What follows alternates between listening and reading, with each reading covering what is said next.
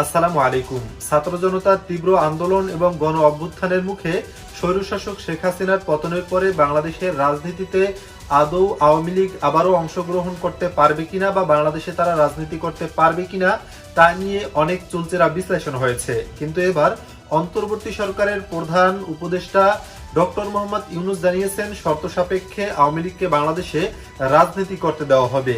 কি সেই শর্ত, সেগুলোই আজকের ভিডিওতে জানানো হবে। মূল ভিডিও শুরু করব তার আগে আপনার কাছে ছোট করে একটি অনুরোধ, আপনি যদি এই ধরনের আপডেট নিউজগুলো সবার আগে পেতে চান অবশ্যই চ্যানেলটি সাবস্ক্রাইব করে রাখবেন।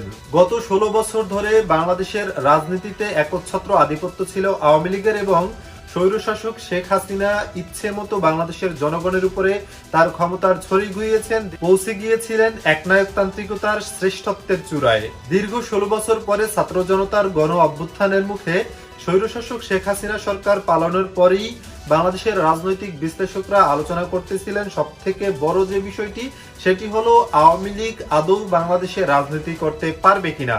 স্বাধীনতার পর থেকেই বাংলাদেশের রাজনীতিতে অন্যতম গুরুত্বপূর্ণ একটি দল হলো আওয়ামী লীগ এবং আওয়ামী লীগের হাত ধরেই বাংলাদেশে স্বাধীনতা এসেছে এমন একটি কথাই আওয়ামী লীগ এতদিন প্রচার করে আসছে। কিন্তু এ বিষয় নিয়ে ব্যাপক বিতর্ক রয়েছে। বাংলাদেশের দলমত নির্বিশেষে সর্বশ্রেণীর মানুষই স্বাধীনতা যুদ্ধে অংশগ্রহণ করেছেন এবং সকলের অংশগ্রহণের মাধ্যমেই বাংলাদেশ নামক একটি দেশ পৃথিবীর বুকে মানচিত্রে অংশগ্রহণ করে নিয়েছে। এরই ধারাবাহিকতায় স্বাধীনতার পর থেকে আওয়ামী লীগ একচ্ছত্র আধিপত্য রেখেছে বাংলাদেশের নির্বাচনে এবং বাংলাদেশের রাজনীতিতে। কিন্তু শেখ মুজিবুর রহমানের মৃত্যুর পরে শেখ হাসিনা যখন আওয়ামী লীগের দায়িত্বভার গ্রহণ করে তখন থেকেই বিতর্কিত হতে থাকে আওয়ামী লীগ। একের পর এক বিতর্কিত সিদ্ধান্ত এবং বাংলাদেশকে কুক্ষিগত করে রাখার একটি চক্রান্ত শেখ হাসিনা সরকার করার পর থেকেই মানুষ তাদের উপরে ক্ষিপ্ত ছিল। দীর্ঘ 16টি বছর বাংলাদেশের মানুষের উপরে ব্যাপক জুলুম নির্যাতন করার পরে স্বৈরশাসক আওয়ামী সরকারের পতন হয় ছাত্র জনতার তীব্র আন্দোলন এবং গণ অভ্যুত্থানের মুখে। এরপরই আলোচিত হতে থাকে আবারও বাংলাদেশের রাজনীতিতে ফিরতে পারবে কিনা আওয়ামী লীগ।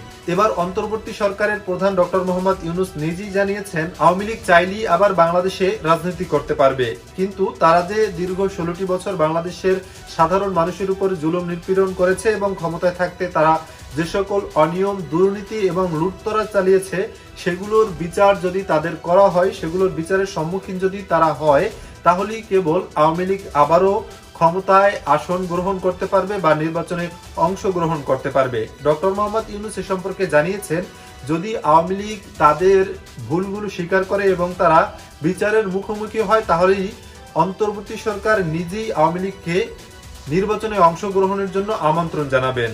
দর্শক এ সম্পর্কে আপনাদের মন্তব্য কি? আপনারা কি মনে করেন যে আওয়ামী লীগ আবারও বাংলাদেশের রাজনীতিতে অংশগ্রহণ করতে পারবে? যদি অংশগ্রহণ করতে পারে তাহলে সেটা বাংলাদেশের জনগণের জন্য আদৌ ভালো হবে কিনা অবশ্যই আপনাদের মন্তব্য কমেন্টে লিখে পাঠাবেন। ভিডিও ভালো লাগলে চ্যানেলটি সাবস্ক্রাইব করতে ভুলবেন না। এবারের মতো এখানেই বিদায় নিচ্ছি, শীঘ্রই দেখা হবে নতুন কোনো ভিডিও নিয়ে। ততক্ষণ সকলে ভালো থাকুন, সুস্থ থাকুন। আসসালামু আলাইকুম ওয়া রাহমাতুল্লাহি ওয়া বারাকাতুহু।